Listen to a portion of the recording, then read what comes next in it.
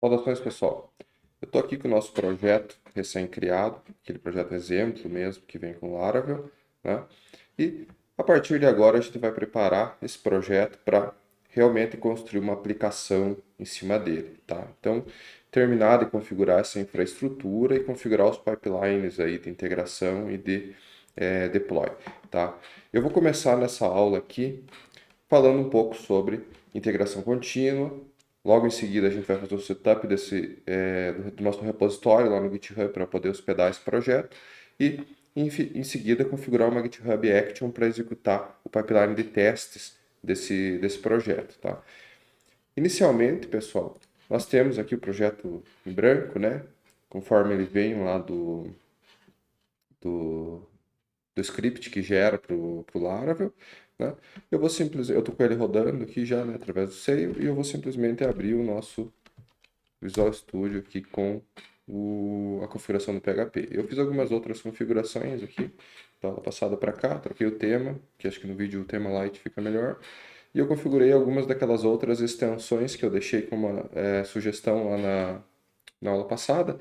Isso aqui é bem opcional, tá, pessoal? A única que eu sugiro mesmo que vocês instalem é essa do IntelliSense aqui, IntelliFence, tá?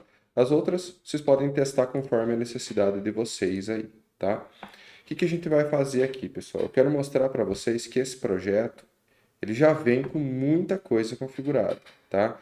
Dentre elas, todas as ferramentas para você realizar testes no Laravel, tá? Então, aqui dentro da pasta testes, vocês já vão ver que existem algumas coisas criadas, tanto para testes unitários quanto para testes de feature. A gente vai falar sobre eles com mais detalhes no próximo vídeo, né? Mas o que eu quero mostrar para vocês é que, como ele já vem configurado, a gente já pode testar a nossa aplicação. Então, utilizando o comando sail, que a gente configurou na aula passada, a gente pode simplesmente invocar o pipeline de testes. Então, aqueles testes que vêm de exemplo lá, evidentemente eles estão passando, né?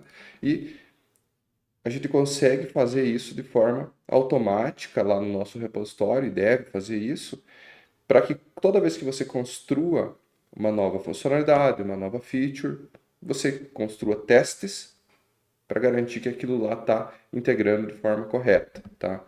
Então a gente consegue fazer com isso uma forma automatizada de toda vez que você enviar código para o teu GitHub, esse código seja testado e garanta que isso não vai atrapalhar os teus deploys lá no servidor futuramente, né? Então, sempre que alguém subir uma branch quebrada, você vai ver. Sempre que você tentar fazer uma pull request para fazer um merge para produção, para staging, você vai ver se aquilo está funcionando direitinho, né? E quanto mais testes você colocar na tua aplicação, mais segura ela fica, tá? Em relação às funcionalidades que você implementou. Então aqui é a forma local de executar os testes. Sail test. Com a aplicação rodando, ele já vai invocar esses testes que vêm por padrão aqui criados, né? Os testes de exemplo. Agora, logo na sequência, a gente vai começar a configurar isso para que funcione de forma automática. Então, antes de começar a mexer na aplicação, antes de mexer no framework, vamos deixar toda a infraestrutura certinha funcionando, tá?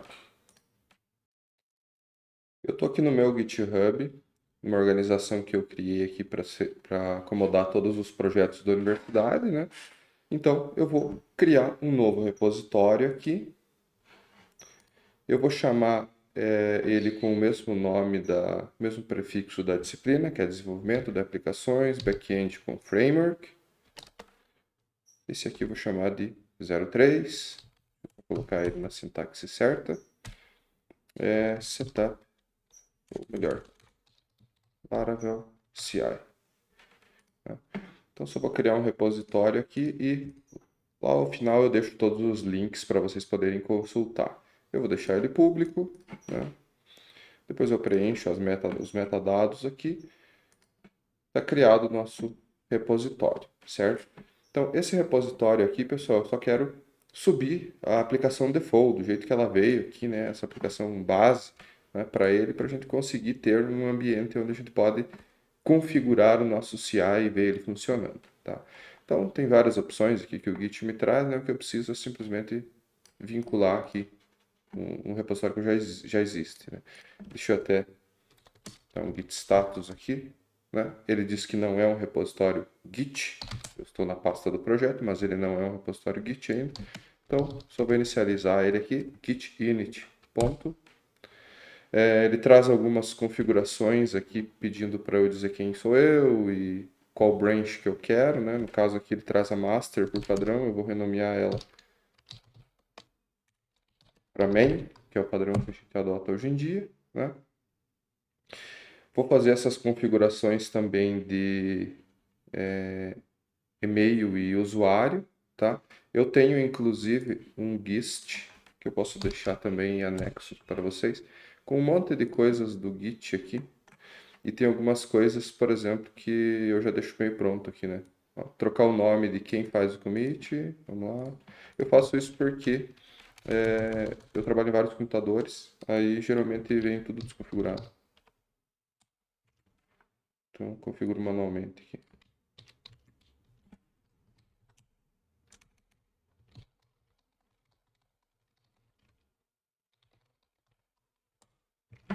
Beleza. Tá configurado o committer. Uhum. Chave SSH, acho que não vai dar problema. Mas se você tiver múltiplas chaves SSH, tem como configurar qual você quer naquele projeto e tal, né? Então, esse aqui é o setup que eu preciso fazer porque eu tenho bastante configurações na minha máquina, mas provavelmente para vocês isso vai ser mais simples. Git init, branch-m. Agora a gente vai dar um git status aqui. Ele já trouxe um monte de coisa. Eu vou fazer um git edit para adicionar tudo. Eu acredito que ele já tem um git ignore aqui. Tem sim, ele já vem do Laravel, né? Embora ele não venha com o repositório criado, ele já tem o git ignore, com as coisas que não precisam ir para o repositório. Git status aqui novamente, agora está tudo adicionado. Commit, vou chamar isso de initial commit. Tá? Push, origin, back. Tá. Eu não fiz os passos que ele pedia aqui. Então eu configurei o repositório, né? Agora eu preciso adicionar uma origem, né? Adicionei. E aí os outros passos são os mesmos que eu já executei. Então, tá aí. Subiu. Se eu dar F5 aqui, tá aqui o nosso projeto. Tá? Então ele está hospedado à aplicação base, por enquanto. Agora, pessoal, a gente vai começar a configuração das nossas actions aqui para executar esse pipeline de testes aqui de forma automatizada lá no GitHub, toda vez que alguém tentar fazer alguma coisa, tá? Então, se a gente observar aqui nas actions, ele não vai ter nada por enquanto, né? Porque eu não configurei nada ainda. Então, ele tem algumas coisas aqui que ele sugere para criar um workflow para Laravel, algumas coisas de PHP e tal, mas eu tenho um repositório aqui que eu acho bastante interessante, que é de um cara bem famoso aí, que tem quase tudo para PHP aqui. Na verdade, se você procurar por frameworks diferentes, ele vai ter uma action, Laravel, ele vai ter várias actions aqui, né? Inclusive com MySQL, com Postgres, né? Tem várias configurações diferentes. E essas actions, elas são bastante longas, né? Então, daria bastante trabalho escrevê-las do zero. O que que a gente vai fazer aqui? Nós vamos pegar a action que for mais próxima do nosso projeto e vamos adaptar, tá? No nosso caso, é essa aqui, Laravel MySQL, né? Então, ele realiza testes usando o MySQL, que é justamente o que a gente tem instalado aqui, né? Então, temos aqui o MySQL e tudo lá nos containers, que é a configuração padrão que vem do Laravel. Se você gerou o seu projeto com outro banco de dados, por exemplo, o Postgres, o processo é um pouco diferente. Tá? No geral, né, vai mudar só a questão do banco. Eu vou copiar essa action aqui e logo a gente vai começar a destrinchar ela e ver o que ela faz. Tá? Então vamos lá. Não vou trabalhar na branch main. Eu vou criar aqui um branch. E eu costumo utilizar a seguinte sintaxe: o meu nome, né? Ou pode ser o nome do usuário lá do GitHub, que é Andrés Gessé, né? Mas fica bem a critério, né? Se você estivesse trabalhando num projeto que tiver números de issues, Você pode colocar um número aqui, então seria, por exemplo, /1 e tal, né? No nosso caso aqui, a gente, por enquanto, não vai ter, né? E o que que eu estou fazendo? Uma descrição bem curta do que é essa tarefa, né? Então, eu vou aqui setup CI. Só para trocar de branch, para ficar fácil de entender o que que a gente está fazendo. E também, se acontecer alguma coisa errada, isso não afeta a branch main. Então, a gente pode voltar atrás, apagar, modificar, tudo mais, sem afetar aquela build, por exemplo, que já pode estar em produção. Então, vamos lá. Esse cara aqui, então eu mudei do branch, ele já reconheceu aqui no GitHub. O que que eu vou fazer, pessoal? Aqui na pasta raiz, eu vou criar uma pasta chamada .github. Dentro dela, eu vou criar uma pasta chamada workflows. E aqui eu vou chamar de ci.yaml. Tá?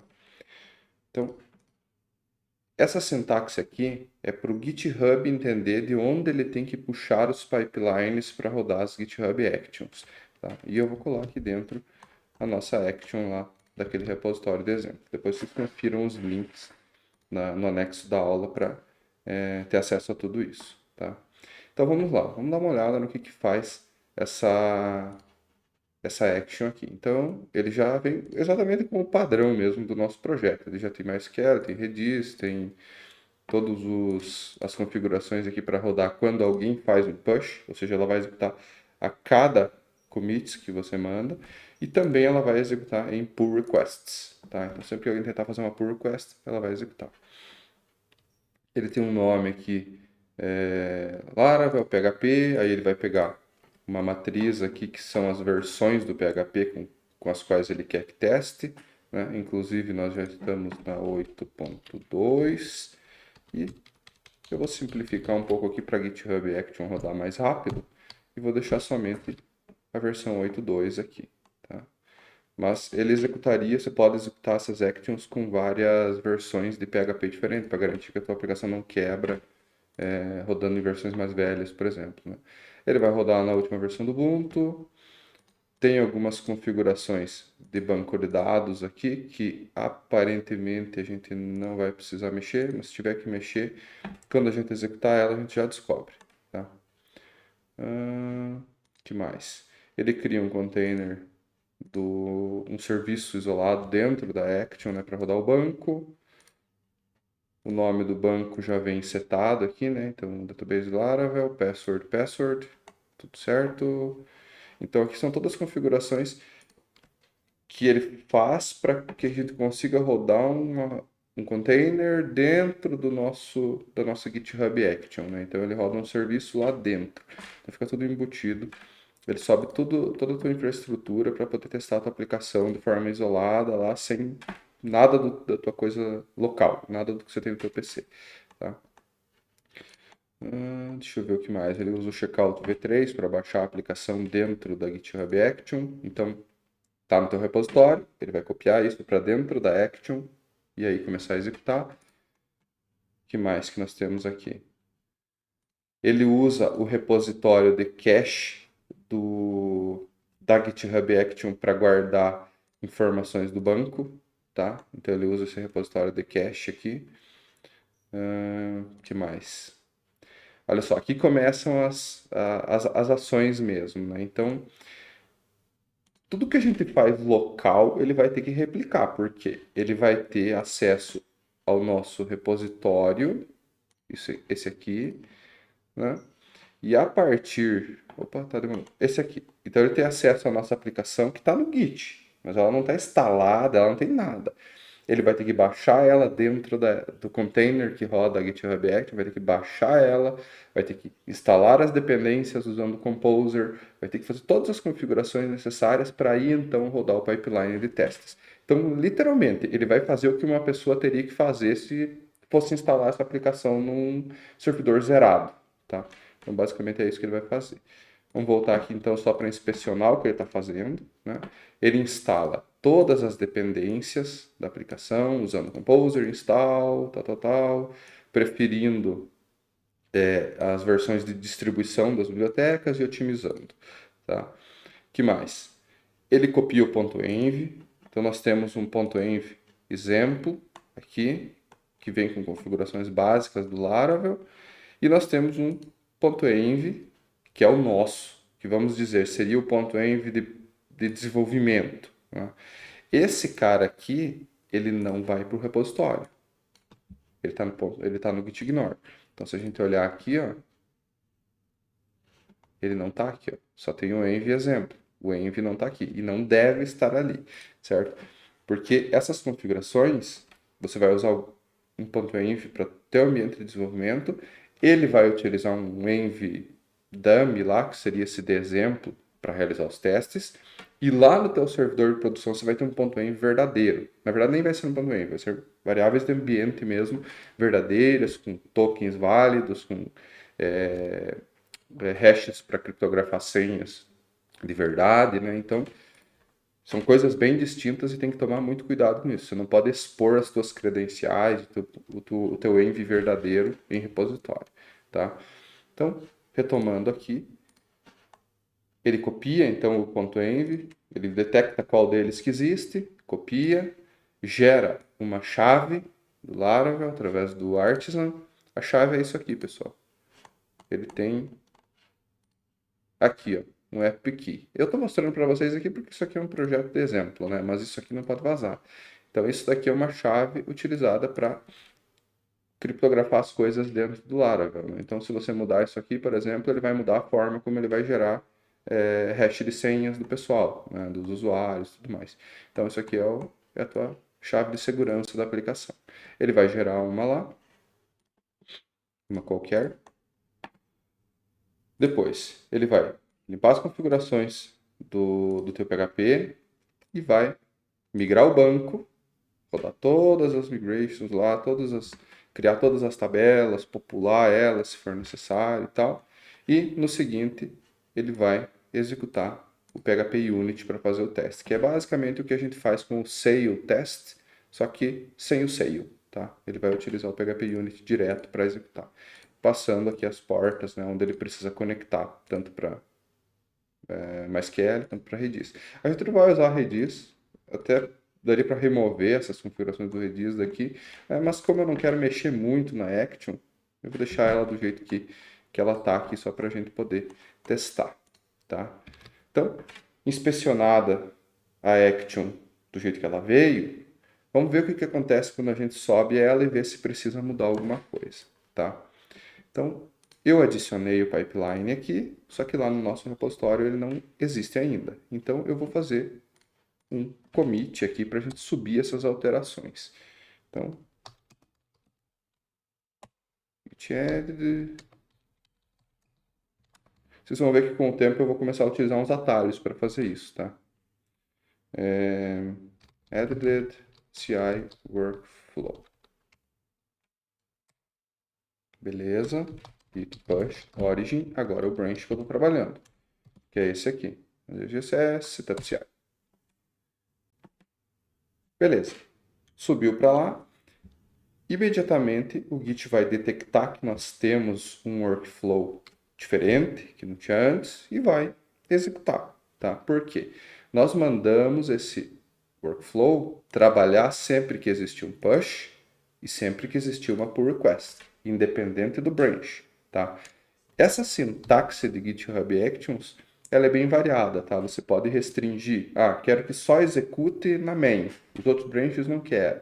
Quero que só execute em casos muito específicos. Então, tem diversas configurações que você pode fazer aqui. Essa daqui é a mais básica, que ela vai rodar sempre, tá? Sempre que alguém mandar alguma coisa, ela vai executar. E isso é bom, porque você vê se a tua aplicação está funcionando, basicamente em qualquer situação, tá?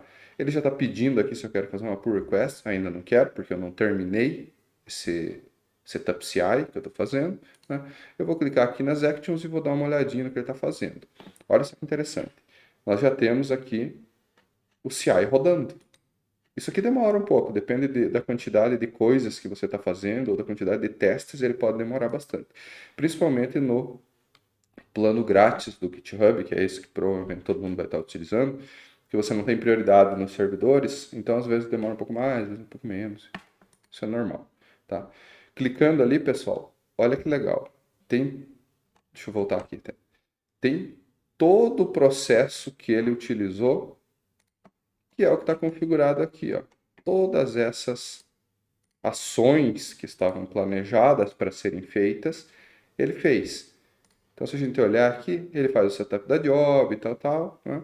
E começa realmente, ele inicializa os containers dentro do GitHub lá, começa aqui no checkout, que ele vai baixar o teu projeto, deixa eu tentar dar um zoom aqui na tela, ó, ele vai baixar teu projeto do repositório Git para dentro da Action, depois ele vai instalar o PHP, instala o PHP, verifica se as extensões estão todas instaladas ali que ele precisa, acessa o repositório de cache, instala as dependências usando o Composer, tá? Com o tempo vocês vão entender melhor do que se trata Composer e tudo mais, né? Tudo aqui, ó. Instalou, baixou várias dependências, Faker, Symfony, um monte de coisa aqui que já vem com Laravel, né? Nós não fizemos nenhuma configuração disso, né? Prepara a aplicação, limpa toda a cache para garantir que esteja tudo limpinho para começar, migra o banco, então o banco de dados do Laravel já vem com algumas coisas, por exemplo, eu já tenho uma tabela users, por isso que o Laravel eu acho sensacional.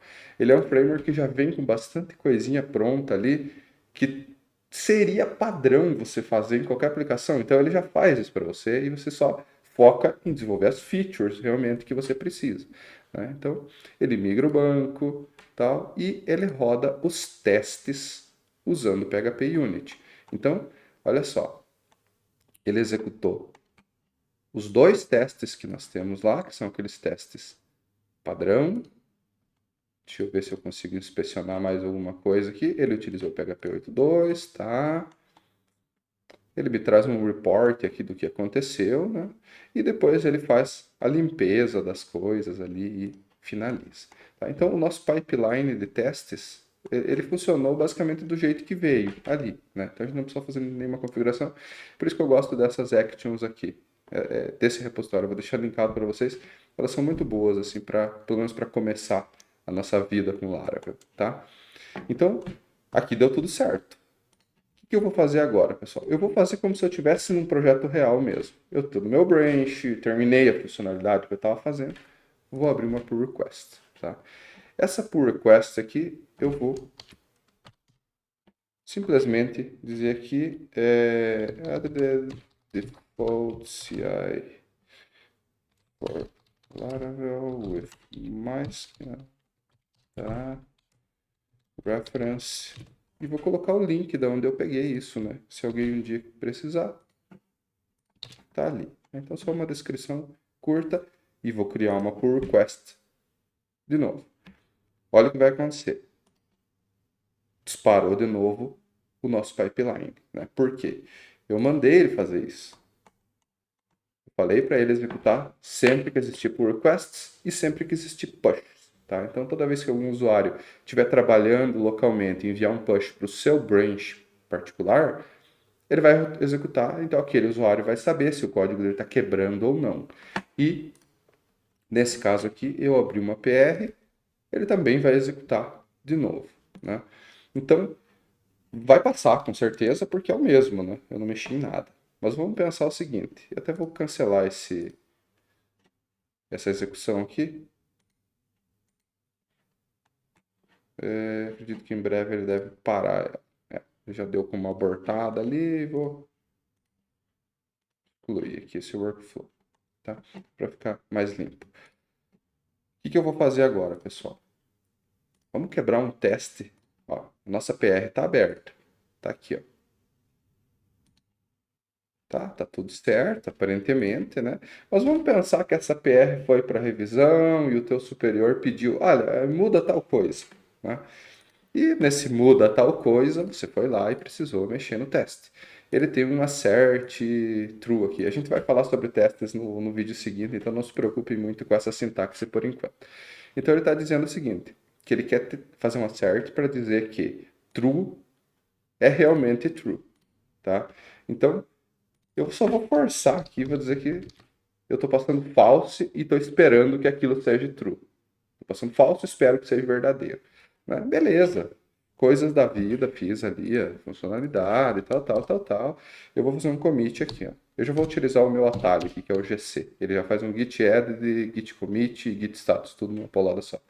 Também tá lá naquele... Tá no meu site, na verdade, isso aí. Se alguém de vocês quiser, dá um grito. Git commit, sei lá, updated, PR, failing test. Então eu já estou sinalizando que eu estou fazendo um teste que falha, mas tudo bem. Beleza, git push, origin, tal. Fiz uma atualização na PR, ajustando aquilo que o meu supervisor pediu. A PR está aqui e olha só que legal, ela já apareceu uma bolinha aqui. Ó. Por quê? Ela não está liberada ainda para ser revisada. Né? Ela está executando um pipeline de testes primeiro. Aqui, na verdade, está rodando duplicado, né? Porque ele está rodando no push e na PR. Né? Se vocês quiserem rodar somente quando for PR, aí vocês tiram o push aqui. Mas dá para deixar por enquanto, porque isso facilita. Tá? Então vamos lá nas nossas actions. Ele está rodando para o commit que eu fiz e para a PR que está em aberto. Se não tivesse uma PR em aberto, ele rodaria uma vez só, né? Só do commit. Vamos dar uma olhada, a gente pode inspecionar a execução dele aqui. Ele está fazendo as coisas, está instalando o PHP, baixando dependências. Aqui é rapidinho porque ele usa a cache do GitHub mesmo, né? Isso na máquina local é bem mais demorado. Tal. Nossa, foi rápido pra caramba. E deu creps. O que aconteceu? Inspecionando aqui, a gente pode ver que, ó, teve um teste que falhou, que foi aquele teste lá do example test, que está na pasta testes/unit, tá tudo certo, ó, testes, unit, example test, né? E ele está dizendo, ó, que ele estava fazendo um assert e dizendo que falso é verdadeiro, né? Então isso falhou, né? E a nossa PR para, olha só. Ela já fica com um xizinho aqui dizendo que essa PR está quebrada. Então eu não posso fazer merge disso aqui ainda. Tem que ir lá e corrigir. Então corrige esse cara. Vou fazer um commit aqui, né? Fixed bug. Push, origin, meu branch. Show de bola. Ele vai executar tudo de volta. Olha só, magicamente a PR vai se atualizar conforme eu vou fazendo os novos commits. E assim que esse workflow terminar, se a PR tiver belezinha, a gente faz o merge dela para branch main. Tá? Isso tratando-se de branch main, só sem seguir nenhum fluxo muito complexo. Né? Se você for pesquisar sobre como organizar esses branches dentro do GitHub, tem várias abordagens. Né? Então, enquanto ele executa isso aí, eu vou comentar um pouco. Existe uma coisa chamada Git Flow, que é um processo bem detalhado, onde você tem branches de release, para quando o teu código vai para produção, você tem branches de desenvolvimento, para coisas que ainda estão encaminhadas, você tem ramificações menores para features pequenas, você tem branches de bug, então, por exemplo, a tua aplicação está rodando, está funcionando tudo certo, lá e descobrir um bug. Você vai lá, abre uma branch só para corrigir esse bug, uma branch de fix, faz merge dela, né? Então é um fluxo diferente. Esse aqui que eu estou mostrando para vocês, que só tem a branch main e outros branches caem direto nela e está tudo certo, isso aqui é chamado de Feature Branch Workflow. Tá? Ó, deu certo. Enquanto eu falava aqui, ele terminou, agora os testes passaram todos, porque eu corrigi o bug. Né? Eu vou só escolher a parte do merge aqui. Né? Se eu fizer um merge direto, o GitHub vai incluir todos os commits que eu fiz, vai incluir eles na main. Tá?